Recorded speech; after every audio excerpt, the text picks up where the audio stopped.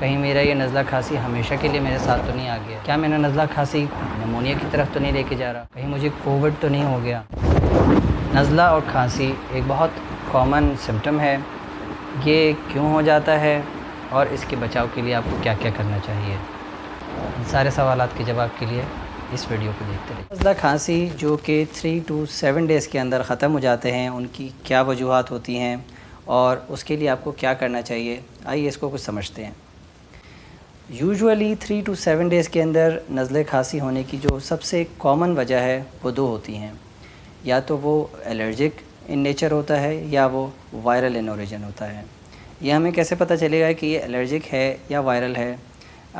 اس کے لیے سب سے پہلے آپ کو یہ دیکھنا پڑے گا کہ اگر یہ وائرل ہے تو یوزولی اس کے اندر نزلہ کھانسی کے ساتھ جسم میں درد ہونا، تھوڑا سا بخاری کیفیت محسوس ہونا، اسی طریقے سے تھکاوٹ محسوس ہونا، یہ 3-4 علامات ہیں جو کہ یہ انڈیکیٹ کرتی ہیں کہ یہ وائرل ہے. اور یوزولی وائرل ہو یا الرجک ہو 3 ڈیز تک اپنا لائف سپین کو وہ میکسیمم پہ رکھتے ہیں اور پھر آہستہ آہستہ کر کے یہ چیز ختم ہو جاتی ہے. اسی طریقے سے اگر الرجک ہے تو الرجک کے اندر کیا سمٹمز ہوتے ہیں؟ الرجک کے اندر سمٹمز یہ ہوتے ہیں کہ کسی الرجن سے ایکسپوجر ہوتا ہے، یعنی ڈسٹ سے آپ کا ایکسپوجر ہوا اور اس سے آپ کا نزلہ کھانسی زکام بڑھ گیا. کوئی پینٹ ہوا، اس سے آپ کا نزلہ کھانسی زکام بڑھ گیا. آپ کسی ایسے انوائرمنٹ میں گئے جہاں پر اسموک بہت زیادہ تھی اور آپ کا نزلہ کھانسی بڑھ گیا. کوئی پرفیوم ایسا لگایا، آپ کا نزلہ کھانسی بڑھ گیا. کوئی کاسمیٹکس کی چیز ایسی یوز کی اور آپ کا نزلہ کھانسی بڑھ گیا. اس کے اندر چھینکیں زیادہ ہوتی ہیں. کوئی ایسے الرجن کا ایکسپوجر ضروری ہوتا ہے اور اس کے اندر بھی بخاری کیفیت ہونا اور جسم میں درد رہنا یہ کامن ہے. اب ہمیں یہ کیسے پتہ چلے گا کہ یہ الرجک ہے، وائرل ہے، یا یہ خدا نخواستہ کوئی بیکٹیریل ہے یا کوئی خطرناک چیز ہے؟ اس کے لیے آپ کو 2-3 چیزیں سمجھنی ہوں گی. اگر یہ سمٹمز آپ کے وقت کے ساتھ ساتھ ختم نہیں ہو رہے بلکہ بڑھتے چلے جا رہے ہیں، that means you need to see a doctor. اگر آپ کا ایکسپوجر کسی سیویئرلی سک پیشنٹ کے ساتھ ہوا ہے اور اس کے بعد آپ کو یہ سمٹمز ہونا شروع ہوئے ہیں، you need to see a doctor. اگر آپ کے ان سمٹمز کے ساتھ ریشز ہونا شروع ہو گئے ہیں، probably you need to see a doctor.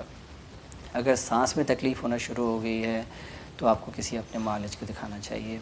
اسی طریقے سے اگر آپ کو غنودگی ہونا شروع ہو گئی ہے تو بھی آپ کو کسی فزیشنس کو دکھانا چاہیے to see serious causes for this problem. اچھا، اس صورت کے اندر اگر الرجک ہے یا وائرل ہے ہمیں کرنا کیا چاہیے؟ اس کو ہم کہتے ہیں سمپٹومیٹک ٹریٹمنٹ.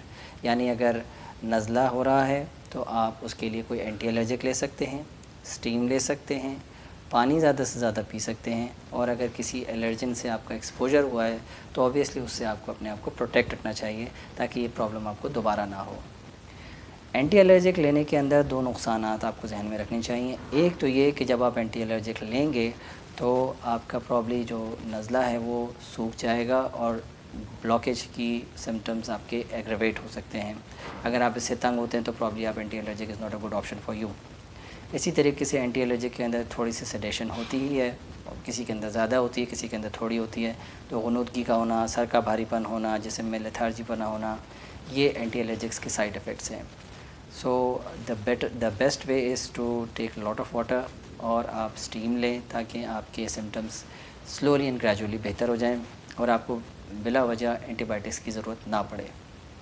ہاں، جو ڈینجر سائنس میں نے بتائے ہیں، خطرناک علامات جو بتائی ہیں، اس کو اپنے ذہن میں رکھیے کہ کہیں اگر ہمیں یہ ڈیولپ ہو رہی ہیں تو we should see a doctor.